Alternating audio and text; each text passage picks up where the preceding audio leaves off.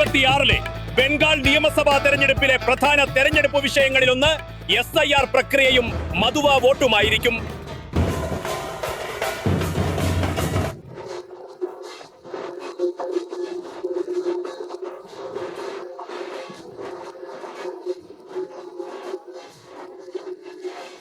ഇപ്പോൾ സ്വാതന്ത്ര്യത്തിന് ശേഷമുള്ള ദശകത്തിൽ ബംഗ്ലാദേശിൽ നിന്ന് കുടിയേറിയ ഒരു പട്ടികജാതി വിഭാഗമാണ് മധുവകൾ. തീർച്ചയായും മധുവകൾക്ക് ബംഗാളിലെ ഏകദേശം 50 നിയമസഭാ സീറ്റുകളിൽ വലിയ സ്വാധീനമുണ്ട്. പ്രത്യേകിച്ച് മധുവ സമുദായത്തിന്റെ ആത്മീയ കേന്ദ്രമായ ഞാനിപ്പോൾ നിൽക്കുന്ന ടാക്കൂർ നഗറിലും അതിന്റെ പരിസര പ്രദേശങ്ങളിലും 2021 നിയമസഭാ തെരഞ്ഞെടുപ്പിൽ ടാക്കൂർ നഗറിലും പരിസരത്തുമുള്ള ഭൂരിഭാഗം സീറ്റുകളും BJPക്കാണ് ലഭിച്ചത്. തൃണമൂൽ കോൺഗ്രസിന് 1-2 സീറ്റുകൾ മാത്രമാണ് ലഭിച്ചത്. ഇത് തീർച്ചയായും TMC ഭൂരിപക്ഷം നേടുന്ന പൊതുവായ പ്രവണതയ്ക്ക് വിപരീതമായിരുന്നു. 2024 ലോക്സഭാ തെരഞ്ഞെടുപ്പിലും ഈ പ്രദേശത്തെമ്പാടും BJP വളരെ മികച്ച പ്രകടനം കാഴ്ചവെച്ചു. ഇപ്പോൾ CAA പ്രക്രിയയിലൂടെ മധുവ സമുദായത്തിന് പൗരത്വം നൽകുമെന്ന വാഗ്ദാനമായിരുന്നു ഇവിടെ BJPയുടെ പ്രചാരണ വിഷയങ്ങളിലൊന്ന്. എന്നാൽ ഈ നിയമസഭാ തെരഞ്ഞെടുപ്പിൽ കാര്യങ്ങൾ അല്പം വ്യത്യസ്തമാണെന്ന് തോന്നുന്നു. SIRഉം എല്ലാ വോട്ടർമാരെയും നീക്കം ചെയ്യലും വോട്ടർ തീർപ്പ് കൽപ്പിക്കലുകളും ഈ പ്രദേശത്ത് BJPക്ക് ഒരു വലിയ ആധിപത്യ പ്രകടനം കാഴ്ചവെക്കാൻ കഴിയുമോ എന്നതിൽ ഒരു നിഴൽ വീഴ്ത്തുന്നു. TMC തീർച്ചയായും ഈ വിഷയം മുഴുവൻ ഒരു വലിയ വിഷയമാക്കി മാറ്റുമെന്ന് പറയുന്നു. എന്റെ കൂടെ മധുപർണ ഠാക്കൂർ ഇവിടെയുണ്ട്. BJPക്ക് ആധിപത്യമുള്ള ഒരു പ്രദേശത്തെ തൃണമൂൽ കോൺഗ്രസ് MLA ആണവർ. മധുപർണജി, നിങ്ങളോട് ഒരു കാര്യം അറിയാറുണ്ട്. ഈ SIR എന്ന വിഷയം, അത് വോട്ടർ ഡിലീഷൻ ആയാലും അഡ്ജുഡിക്കേഷൻ ലിസ്റ്റിന്റെ കാര്യമായാലും ഇത് തൃണമൂൽ കോൺഗ്രസിന് എത്ര വലിയ തെരഞ്ഞെടുപ്പ് വിഷയമാണ്. യഥാർത്ഥത്തിൽ SIR എന്തിനാണ് ചെയ്തതെന്ന് പറഞ്ഞുകൊണ്ട് ഞാൻ തുടങ്ങാം. BJP സർക്കാർ പറയുന്നത് റോഹിംഗ്യകളെ പിടിക്കാൻ, അതായത് അവരെ പിടിക്കാൻ വേണ്ടിയായിരുന്നു അത് എന്നാണ്. പക്ഷേ ഒടുവിൽ എന്തുണ്ടായി? ലിസ്റ്റ് വന്നപ്പോൾ, ഞങ്ങൾക്ക് ലിസ്റ്റ് കിട്ടിയപ്പോൾ എന്റെ നിയമസഭാ മണ്ഡലത്തെക്കുറിച്ച് ഞാൻ പറയാം.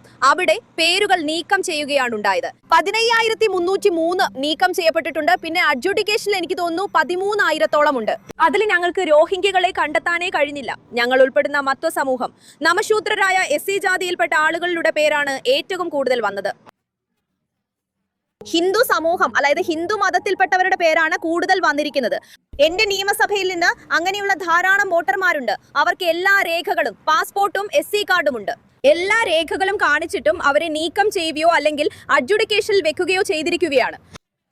സാധാരണക്കാരായ ആളുകൾക്ക് SIR കാരണം ഇത്രയധികം പ്രശ്നങ്ങൾ സഹിക്കേണ്ടി വന്നു. BJP ഇവിടെ പശ്ചിമ ബംഗാളിൽ വരുമ്പോൾ മത്വ ഒരു ഘടകമായി മാറുന്നു.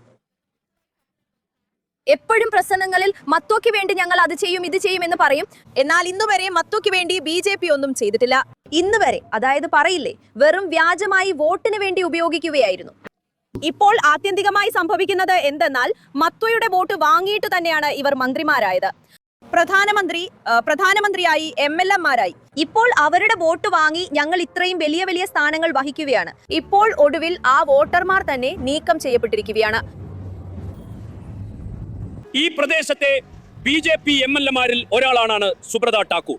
തീർച്ചയായും ഇത് BJPക്ക് ആധിപത്യമുള്ള ഒരു പ്രദേശമാണ്. എന്നാൽ ഈ മുഴുവൻ SIR-ഉം വോട്ടിംഗ് ലിസ്റ്റ് വിവാദവും ബംഗാൾ രാഷ്ട്രീയത്തിൽ കേന്ദ്രസ്ഥാനത്ത് വന്നതോടെ കാര്യങ്ങൾ അങ്ങനെയായിരിക്കുമോ എന്ന് കണ്ടറിയേണ്ടിയിരിക്കുന്നു. സുബ്രതോജി, TMC പറയുന്നത് നിങ്ങൾ മധുവ സമുദായത്തിന് പൗരത്വം നൽകാമെന്നും മറ്റൊരുപാട് കാര്യങ്ങൾ ചെയ്യാമെന്നും വാഗ്ദാനം ചെയ്തിരുന്നു എന്നാണ്. എന്നാൽ ഇപ്പോൾ വോട്ടർ പട്ടികയിൽ നിന്ന് ഒരുപാട് ആളുകളുടെ പേര് ഒന്നുകിൽ നീക്കം ചെയ്യപ്പെടുകയോ അല്ലെങ്കിൽ അഡ്ജുഡിക്കേഷനിലേക്ക് പോകുകയോ ചെയ്തിട്ടുണ്ട്. അതിനർത്ഥം നിങ്ങൾ നിങ്ങളുടെ വാഗ്ദാനങ്ങൾ പാലിച്ചില്ല എന്നാണ്. നിങ്ങൾ നൽകിയ വാഗ്ദാനങ്ങൾ നിങ്ങൾ പാലിച്ചില്ല. നിങ്ങൾക്ക് എന്തു പറയാനുണ്ട്? നോക്കൂ, ഞങ്ങൾ എന്താണ് വാഗ്ദാനം ചെയ്തത്? നമ്മുടെ രാജ്യത്തിന് സ്വാതന്ത്ര്യം ലഭിച്ചിട്ട് 75 വർഷത്തിൽ കൂടുതലായി. അതിനുശേഷം അവിടെ നിന്ന് മതപരമായി പീഡിപ്പിക്കപ്പെട്ടു വന്നവരെ കുറിച്ച് ആരും ചിന്തിച്ചില്ല. കോൺഗ്രസ്, CPM, അതിനുശേഷം തൃണമൂൽ കോൺഗ്രസ്. ഈ ആളുകളുടെ വേദനയുണ്ടല്ലോ, അത് അവർക്ക് മാത്രമല്ല, അവരുടെ അടുത്ത തലമുറയ്ക്കും കൂടിയാണ്. BJPയും നരേന്ദ്രമോദിജിയും അമിത്ഷാജിയും മാത്രമാണ് ചിന്തിച്ചത്. ഒന്നാമതായി ഇത് നീക്കം ചെയ്യപ്പെട്ടു, ശരി. അതിനുശേഷം സംശയത്തിലായവയുമുണ്ട്. അപ്പോൾ ഇതിൽ BJPക്ക് എന്തു പങ്കാണുള്ളത്?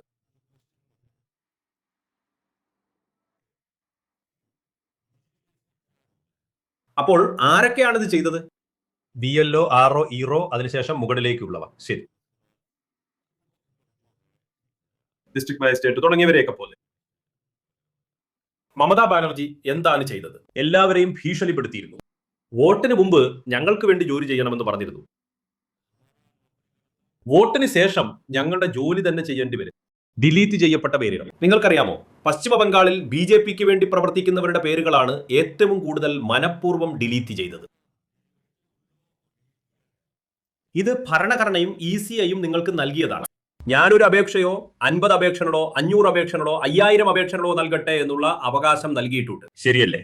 അപ്പോൾ ഇത് ഭരണഘടന നൽകിയിട്ടുള്ളതാണ്. ഇത് എന്റെ വ്യക്തിപരമായ അധികാരമാണെന്ന്. ഇന്ത്യയിലുള്ള ഓരോ വ്യക്തിക്കും ആ അവകാശമുണ്ട്. അതിൽ ഞാൻ 10 പേരുടെ ഇത് ചെയ്തു. ശരി, അപ്പോൾ അതിന് പേര് വന്നപ്പോൾ അവരെ വിളിപ്പിച്ചു. സഹോദര, ഈ ഫോം 7 പൂരിപ്പിച്ച നിങ്ങൾ ഇങ്ങോട്ട് വരൂ. പോകുന്നതിൽ എന്താണ് പ്രശ്നം? ബാങ്കിൽ നിങ്ങളുടെ പണം നിക്ഷേപിക്കുമ്പോൾ അത് പിൻവലിക്കാൻ നിങ്ങൾ 50 തവണ ക്യൂ നിൽക്കാൻ തയ്യാറാണല്ലോ. ഇതില് 1-2 തവണ ഹാജരാകാവുന്നതല്ലേ ഉള്ളൂ. ശരി, അപ്പൊ നിങ്ങളെ വിളിച്ചെങ്കിൽ അതിനെന്താണ് ഇത്ര? നിങ്ങൾ ശരിയാണെങ്കിൽ അതിലൊരു കുഴപ്പവുമില്ല. അപ്പോൾ ഇതില് ഞങ്ങളുടെ BJPക്ക് എന്ത് കാര്യമാണുള്ളത്? ഒന്നുമില്ല.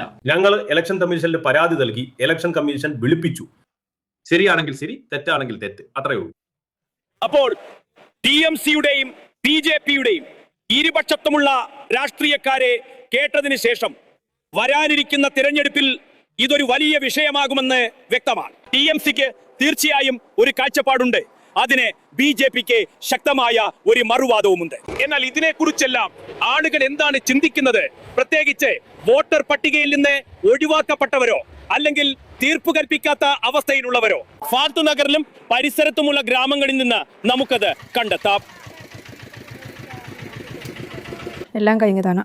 ആ രേഖകളൊക്കെ വീണ്ടും എന്തിനാണ് ചോദിക്കുന്നത്? ബംഗ്ലാദേശിൽ നിന്ന് വന്നവരുടെ രേഖകൾ വാങ്ങിക്കോട്ടെ. പക്ഷെ ഞങ്ങൾ ബംഗ്ലാദേശികളല്ലല്ലോ. ഞങ്ങൾ ഇവിടെയാണ് ജനിച്ചത്. ഞങ്ങളുടെ എല്ലാം ഇവിടെയാണ്. അപ്പോൾ ഞങ്ങൾക്ക് എന്തിനാണ് ഈ ശിക്ഷ കിട്ടുന്നത്? ചേച്ചി, നിങ്ങളുടെ പേരെന്താണ്? എൻ്റെ പേര് ചൈന സർക്കാർ. നിങ്ങൾ ഇതിനു മുൻപ് വോട്ട് ചെയ്തിട്ടുണ്ടോ? ഞാൻ 2011 മുതൽ വോട്ട് ചെയ്യാറുണ്ട്. എൻ്റെ ജനനം ഇവിടെയാണ്. ഞാൻ 1ാം ക്ലാസ് മുതൽ പഠിക്കുകയാണ്. പിന്നെ എല്ലാം തന്നെ. ഇപ്പോൾ എൻ്റെ ആധാർ, അതായത് SC കാർഡ് വോട്ടിനായി സമർപ്പിച്ചിട്ടുണ്ട്. പിന്നെ 10ാം ക്ലാസ്സിലെ അഡ്മിറ്റ് കാർഡ്, ജനന സർട്ടിഫിക്കറ്റ് എല്ലാം കൊടുത്തിട്ടുണ്ട്. പക്ഷേ എൻ്റെ വോട്ട് അത് ജുഡീഷ്യറിയിലാണ്. എന്തുകൊണ്ടാണെന്ന് നിങ്ങൾക്കറിയാമോ? എന്തുകൊണ്ട് ഇത്തവണ അത് ഉണ്ടായില്ല? അത് തന്നെയാണ് വിഷമം. ഇവിടെ ജനിച്ച് എല്ലാം ഉണ്ടായിരുന്നിട്ടും ഞങ്ങളുടെ വോട്ട് നടന്നില്ല. ഇത് കേട്ട് വിഷമം തോന്നുന്നു. എല്ലാം ഉണ്ടായിട്ടും എന്തുകൊണ്ട് ഞങ്ങൾക്ക് അത് നടന്നില്ല എന്നത് തന്നെയാണ് സർക്കാരിനോടുള്ള ഞങ്ങളുടെ ചോദ്യം. എൻ്റെ ചേട്ടൻ ജോലി ചെയ്യുന്നു. അദ്ദേഹത്തിൻ്റെ LRI card, passport, SC card, പിന്നെ അതായത് ജനന സർട്ടിഫിക്കറ്റ്, അതെ, എല്ലാ തെളിവുകളും ഞങ്ങളുടെ കയ്യിലുണ്ട്. അതെ, എന്നിട്ടും ഞങ്ങളുടെ വോട്ട് നടന്നില്ല. അപ്പോൾ ഇതിന് നിങ്ങൾ ആരെയാണ് കുറ്റപ്പെടുത്തുന്നത്? നിങ്ങളുടെ പേര് വെട്ടിമാറ്റി ആരുടെയാണ് കുറ്റം? ഈ തീരുമാനമെടുത്ത സർക്കാരിന് ശരിയായ ഒരു തീരുമാനമെടുക്കാൻ കഴിഞ്ഞിട്ടില്ല. കാരണം ബംഗ്ലാദേശിൽ നിന്ന് വന്ന പലരുടെയും വോട്ട് നിലവിലുണ്ട്. എന്നാൽ ഞങ്ങൾ ഇവിടെ ജനിച്ചവരായിട്ടും ഞങ്ങളുടേത് നടന്നില്ല. സർക്കാർ എന്ന് വെച്ചാൽ ഏത് സർക്കാർ? BJP സർക്കാർ. അത് അവരുടെ കുറ്റമാണെന്ന് നിങ്ങൾക്ക് തോന്നുന്നുണ്ടോ? അവരുടെ തന്നെ കുറ്റമാണ്. നമ്മുടെ ഇലക്ഷൻ കമ്മീഷണറാണ് ഇത് ചെയ്തത്. പക്ഷേ അദ്ദേഹത്തിന് അത് ശരിയായി ചെയ്യാൻ കഴിഞ്ഞില്ല. എന്റെ പേരെന്താണ്? റോണി ഗോൾഡർ. നിങ്ങളുടെ പേര് ഇപ്പോൾ പരിഗണനയിലാണോ അതോ ഡിലീറ്റ് ആയോ? പരിഗണനയിലാണ്. എന്തുകൊണ്ട്? അത് പറയാൻ കഴിയില്ല. ഞാൻ എൻ്റെ എല്ലാ ഡോക്യുമെൻറ്റുകളും കാണിച്ചതാണ്. അച്ഛൻ്റെ സ്കൂൾ സർട്ടിഫിക്കറ്റ്, എൻ്റെ ബർത്ത് സർട്ടിഫിക്കറ്റ്, യൂണിയൻ ആധാരത്തിൻ്റെ രേഖ എല്ലാം കാണിച്ചതാണ്. എന്തൊക്കെ ഡോക്യുമെന്റുകളാണ് ഉള്ളത്? കാണിക്കാൻ കഴിയുമോ? ഇപ്പം എൻ്റെ കയ്യിൽ ജനന സർട്ടിഫിക്കറ്റ്, സെക്കൻഡറി പാസ്സായത്, SC. ഇതെന്താണ്? Birth certificate. ഇത് കാസ്റ്റ് സർട്ടിഫിക്കറ്റ് ആണ്. അതെ, എൻ്റെ സ്കൂള്. ഇത് നിങ്ങളുടെ സ്കൂൾ സർട്ടിഫിക്കറ്റ് ആണ്. അതെ, രജിസ്ട്രേഷൻ, സ്കൂൾ സർട്ടിഫിക്കറ്റ്. എൻ്റെ അച്ഛൻ്റെ 8ാം ക്ലാസ് പാസ്സായ certificate.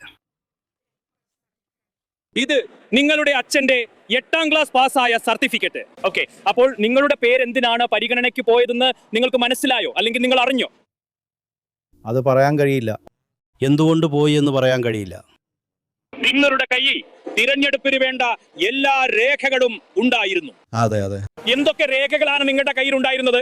Aadhaar, ration card, I card, pan card ഇവയെല്ലാം ഉണ്ട്.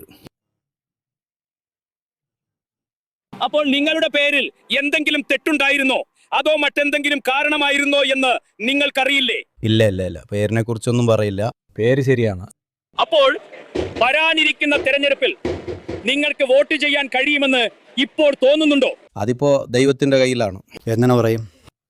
മധുവ സമുദായത്തിന് അവർ ബംഗ്ലാദേശിൽ നിന്ന് അതിർത്തിയുടെ ഇപ്പുറത്തേക്ക് വന്നപ്പോഴായാലും പൗരത്വം നേടാനും വോട്ടർ പട്ടികയിൽ ഇടം പിടിക്കാനും വെല്ലുവിളി നേരിടുന്ന ഇപ്പോഴായാലും ജീവിതം എന്നത് ഒരുപാട് സ്ഥാനഭ്രംശങ്ങളുടേതായിരുന്നു. ഇപ്പോൾ തിരഞ്ഞെടുപ്പ് ഫലം തീർച്ചയായും മെയ് 4-ന് പുറത്തു വരും. എന്നാൽ വോട്ടർ പട്ടികയിൽ ഇടം നേടാൻ കഴിയാത്തവർക്കും അല്ലെങ്കിൽ നിയമപരമായ പരിശോധനയിൽ ഇരിക്കുന്നതിനാൽ വോട്ട് ചെയ്യാൻ കഴിയാത്തവർക്കും ഇത് ശരിക്കും ഒരു അനുയോജ്യമായ സാഹചര്യമായിരിക്കില്ല. പോളിംഗിൽ ഇതിന് എത്രത്തോളം രാഷ്ട്രീയ സ്വാധീനം ഉണ്ടാകുമെന്ന് കണ്ടറിയേണ്ടിയിരിക്കുന്നു.